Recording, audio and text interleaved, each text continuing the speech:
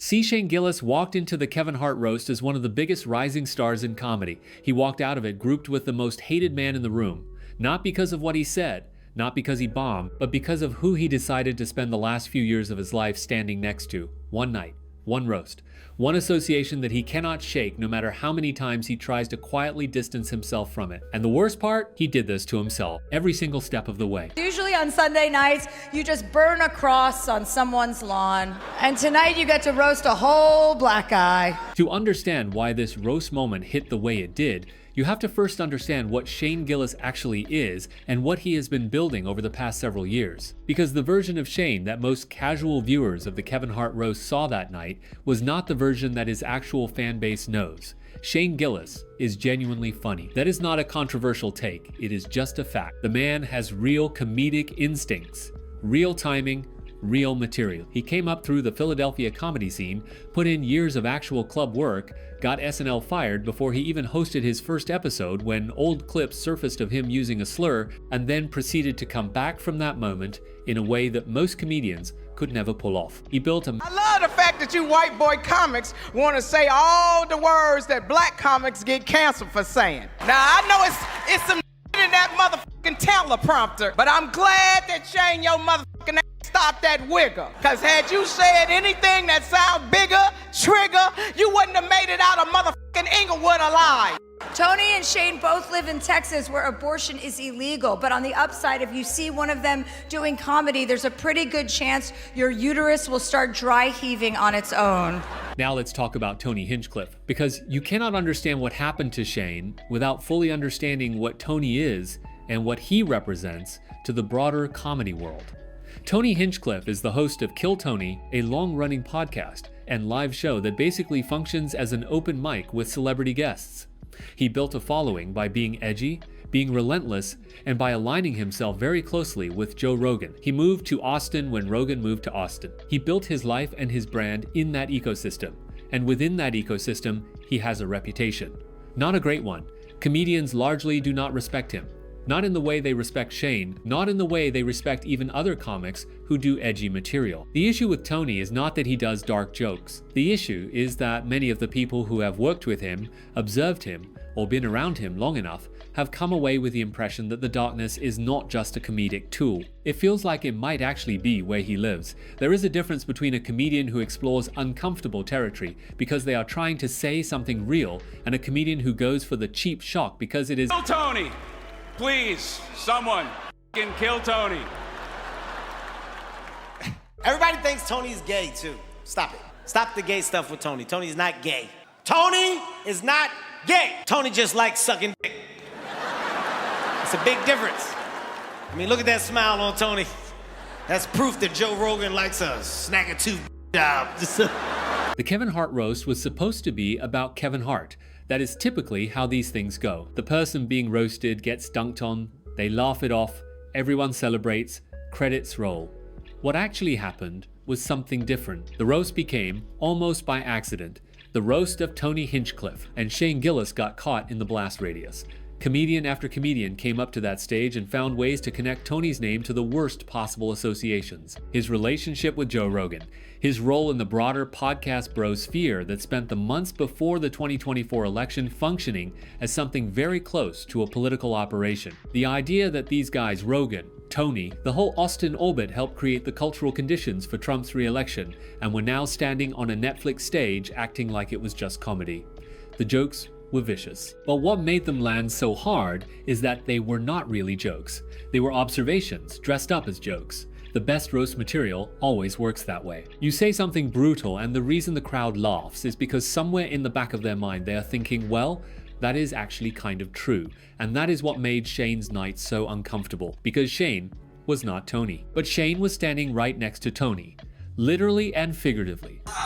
Oh my God. Son, my guy's nice. By the way, that's wild. These guys are awesome. Yeah. They're having fun. Yeah. For you guys to sit here and be like, wait a minute. Let's bring it up and mock them. That's fucked up, dude. That's a dude. We're mocking by you, using them as an insult. Using? Yeah. We're using you. So you're insulting them by saying I look like them? Or We're you're insulting me you. by saying I look like them? This is you back in your victim thing. No, I'm not being a victim. I'm saying the jokes you're doing is not, it's not like... It's not PC? That's not cool. You know what's really great? Triggering? You're making fun of these guys. Congrats. I don't think that's fun. Then there is Chelsea Handler, and this part of the story is its own whole thing. After the roast, Chelsea Handler went on Don Lemon's podcast and completely unloaded on Shane Gillis and Tony Hinchcliffe. She called them racially insensitive, misogynistic, and homophobic. She talked about how uncomfortable their jokes made her. She positioned herself as the voice of reason and conscience in a room full of people who had gone too far. And here is the thing. On the substance of what she was saying about Tony Hinchcliffe, she was basically right. Tony Hinchcliffe is all of those things on a good day. His history is public, his jokes are documented. His worldview is visible to anyone who pays attention. But Chelsea Handler spent the roast getting roasted herself for having attended a private dinner at Jeffrey Epstein's house in 2010. 7 people: Prince Andrew, Woody Allen, Chelsea Handler. So you have a situation where the wrong messenger is delivering the right message. What Chelsea is saying about Tony Hinchcliffe is accurate, but the credibility with which she can say it is severely compromised by the fact that she personally broke bread with one of the most notorious predators in recent history. Shane actually landed the best joke of the night about this. He called her out directly. He said, speaking of tossing tiny shrimp into a child's mouth, Chelsea Handler went to dinner at Jeffrey Epstein. So good, especially with the, I don't know if I'm not, it's not a verbatim, but with the podcast bros or whatever, those bros that were up there, just kind of giving it to them because they were the Trumpsters, right? They pushed them and whatever. Listen, those guys deserve to be talked about in that way. They are vile. Tony Hinchcliffe is like, come on. You were uncomfortable. It was gross. Some of the stuff is really gross. And I get it. I guess that's the spirit of a roast. But even, I don't know, I find it all to be pretty ick. So I just wanted to play it a little bit of a higher key and while also eviscerating them and letting them know on behalf of women, really. Yeah. Since this seems to be an epidemic, you know what I mean? Were you uncomfortable? No, it's pretty hard to make me feel uncomfortable. I don't really care enough about any of it, but I definitely was like, this isn't funny. I don't think some of this is funny. It's like I don't think jokes like that are necessary. It's like, if you can't think of things to say in a more clever way, why would you ever make a joke about a noose? Speaking of tossing tiny shrimp into a child's mouth, Chelsea Handler went to dinner at Jeffrey Epstein's house in 2010. It's just a fun one. You can look it up. There's articles. It wasn't like a big party. There was like 7 people there. And it was like Prince Andrew and Woody Allen were there. You cannot fully understand the Shane Gillis situation without talking about Joe Rogan, because everything that happened at that roast, everything that is happening to Shane's image right now, traces back in a significant way to the Rogan orbit and what it has become. Joe Rogan moved to Austin. He built a compound. He turned Austin into the gravitational center of a specific kind of comedy world, podcast first, politically adjacent to conservatism without ever fully committing to it, obsessed with the idea that mainstream culture had gone too far in one direction and that the correction was to go hard in the other direction. And that world attracted people. Some of those people were genuinely funny comedians who just wanted to be somewhere different from New York or Los Angeles. Some of those people were hacks who could not make it in traditional comedy rooms and figured out that edgy political content plus Rogan adjacency was a faster path to an audience than actually developing real material. Tony Hinchcliffe falls into the second category by most accounts. Shane Gillis falls into the first. That is the genuine tragedy of Shane's situation. He is talented enough to not need any of this. He is funny enough to fill rooms without the political branding. He is skilled enough to write material that lands without reaching for the cheap stuff. But he moved to Austin. He did. Assassins down here. We got. Also, I'm going back to Philly for about 6 months, so yeah. I'm out. F the Austin scene, dude. No, there's a hopelessness out there. You got LA. You say, what are the podcasts that you can go on here? How many are fucking here? We got the Matt and Shane Secret podcast. We got the Joe Rogan Philly. Experience. That's East Coast all day.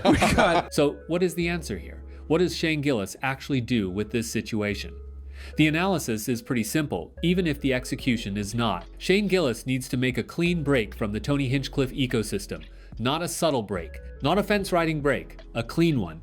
He does not need to make a speech about it. He does not need to go on a podcast and formally announce that he and Tony are no longer friends. He does not need to align himself with Chelsea Handler or Don Lemon or whoever represents the other side of the culture war. None of that is necessary. What he needs to do is stop showing up in places where the first thing anyone notices is who he is standing next to. Stop doing Kill Tony. Stop flying back to Austin every time he finishes a tour. Stop putting distance between himself and a scene that actively drags him down when he is objectively operating at a much higher level.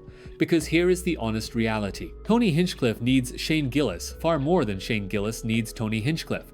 Shane's career does not get bigger by being near Tony. Tony's career gets legitimized by being near Shane. The arrangement benefits exactly one person, and it is not the person who can sell out stadiums on his own. The roast of Kevin Hart gave Shane a preview of what the next 10 years look like if he does not make a move. He is going to spend his career being the collateral damage in someone else's controversies. He is going to keep doing the subtle fence riding, only to have casual audiences miss the nuance entirely. He is going to keep being paired with the most hated man in comedy every time a microphone gets pointed at either of them.